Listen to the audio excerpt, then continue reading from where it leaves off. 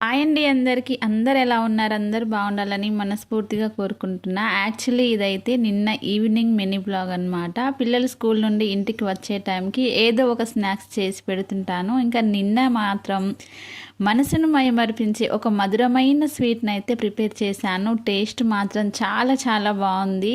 చూడ్డానికి రవ్వ లడ్డు లాగా ఉంది, కానీ అసలు అది రవ్వ లడ్డు కాదండి, రేషన్ బియ్యంతో చేసిన లడ్డు అనమాట. హాఫ్ కేజీ రేషన్ బియ్యం తీసుకొని ఇలా గోల్డ్ కలర్ వచ్చేంత వరకు ఫ్రై చేసుకొని చల్లారిన తర్వాత మిక్సీ పట్టుకోవాలి. అది కూడా సన్నగా రవ్వలాగా మిక్సీ పట్టుకోవాలి.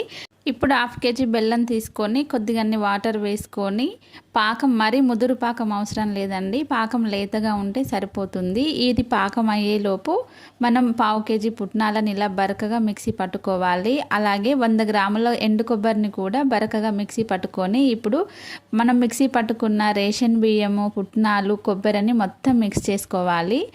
కావాలి అనుకుంటే మీరు నెయ్యి కూడా యాడ్ చేసుకోవచ్చు. నేనైతే వేసానండి, లేదు అనుకుంటే స్కిప్ చేయొచ్చు.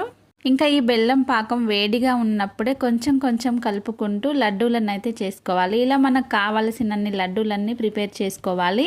హెల్త్ కూడా చాలా మంచిది. ఎవరికైనా తెలియని వాళ్ళు ఉంటే తప్పకుండా ట్రై చేయండి. చాలా సింపుల్గా ఉంటుంది. ఓకేనా? వీడియో నచ్చితే లైక్ చేయండి. బాయ్.